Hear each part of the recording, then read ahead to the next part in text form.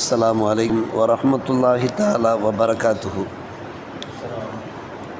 أعوذ بالله من الشيطان الرجيم. بسم الله الرحمن الرحيم.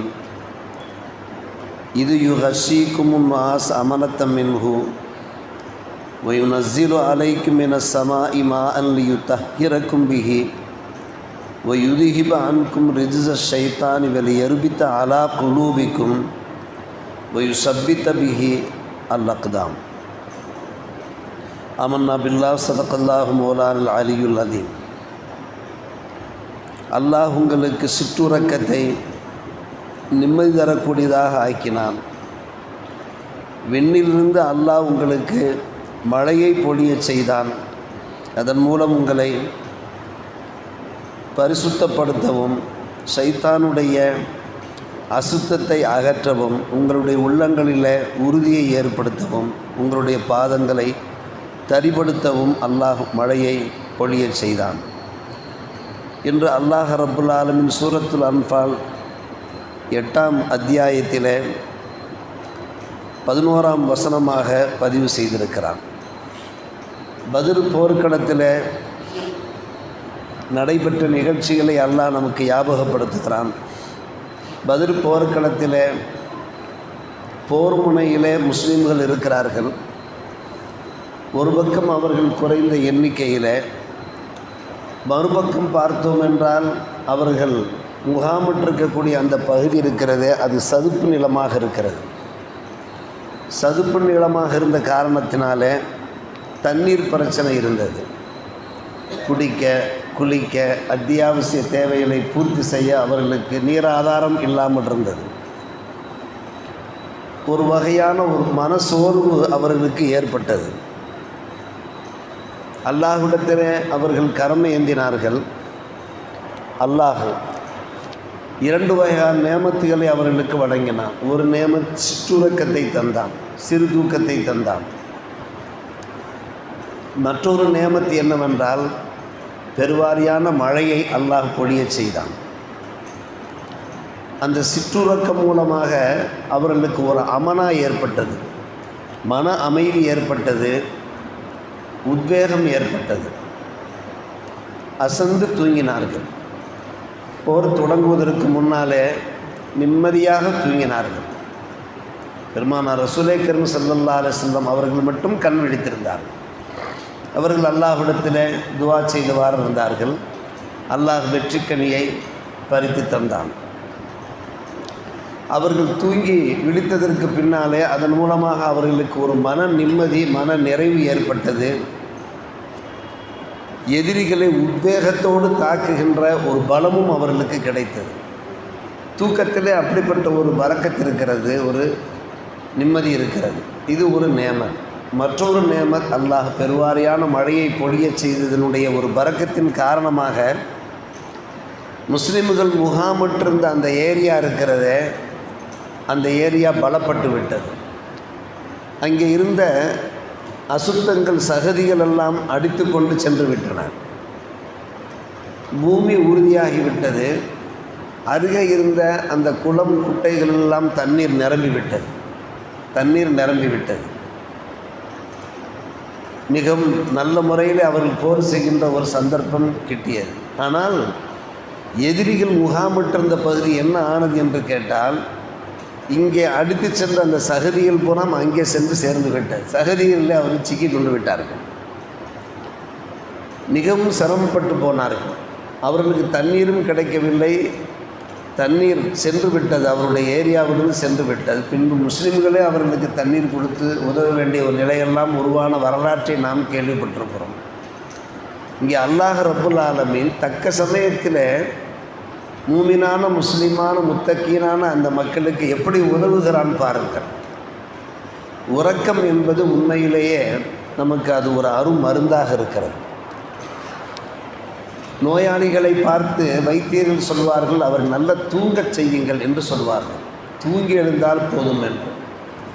ஏதாவது பதஷ்டம் ஏற்படுமானால், திடுக்கம் ஏற்படுமானால், ஒரு மனக்கவலைகளை நாம் ஆழ்ந்திருந்தோம் என்றால் அதற்கு ஒரு அருமருந்து தூக்கம்.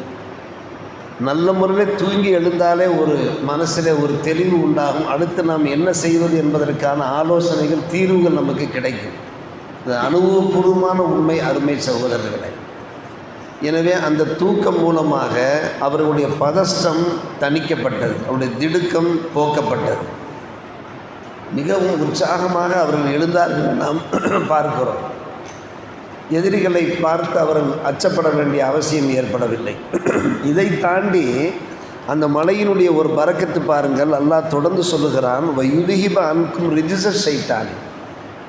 ஷைத்தானுடைய அசுத்தத்தை அல்லாஹ்வுடைய இதயங்களிலிருந்து நீக்கினான் என்றால் என்ன அர்த்தம்?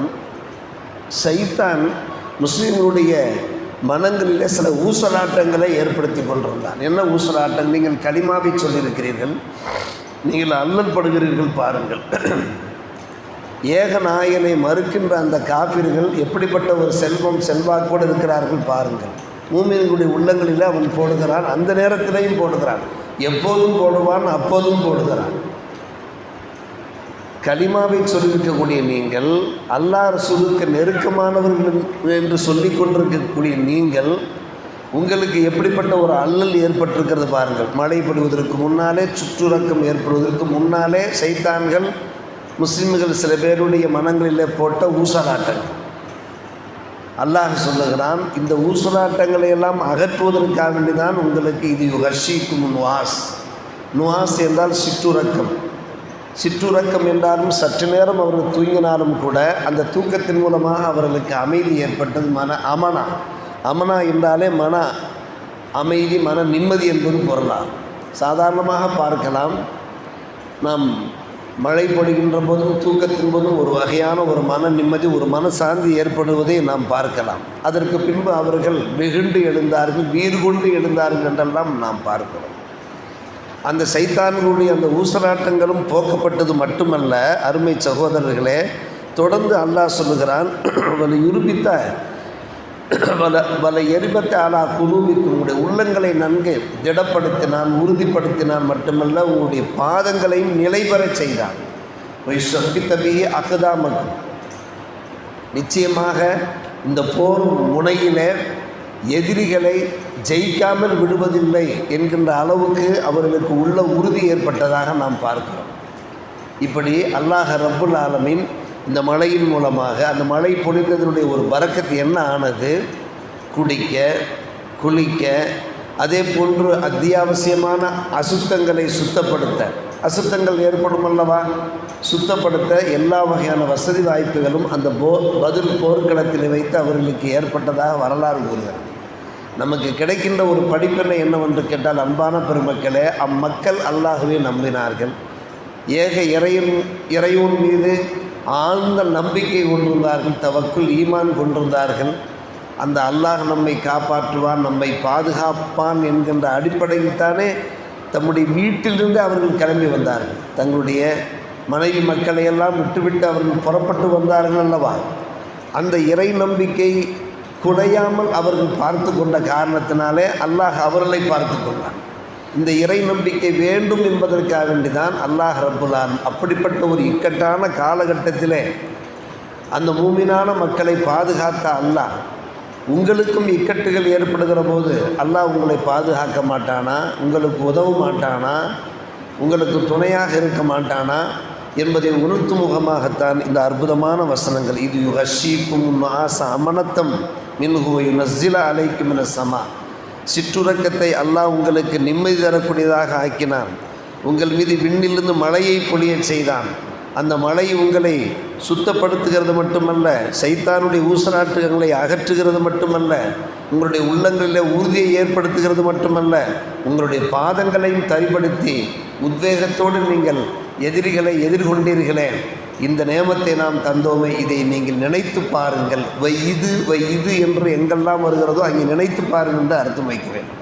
அல்லாஹ் அளித்த அந்த நேமத்துகளை அல்லாஹ் ஞாபகப்படுத்தி இதை நீங்கள் எண்ணி பாருங்கள், யோசித்து பாருங்கள், அல்லாஹ்வுக்கு நன்றி செலுத்துங்கள் என்பது அதனுடைய ஒரு பொருளாக இருக்கிறது. நாமும் நமக்கு அல்லாஹ் ரப்புல் ஆலமீன் எத்தனையோ நேமத்துகளை தந்திருப்பான். அந்த நேமத்துகளை எண்ணி பார்த்து நாம் அல்லாஹ்வுக்கு நன்றி செலுத்த வேண்டும் என்கிற அந்த படிப்பினை பெறுகிறோம். அல்லாஹ் அருள் புரிவானாக. வாஹிதாவன் அல்ஹம்துலில்லாஹி ரப்பில் ஆலமீன்.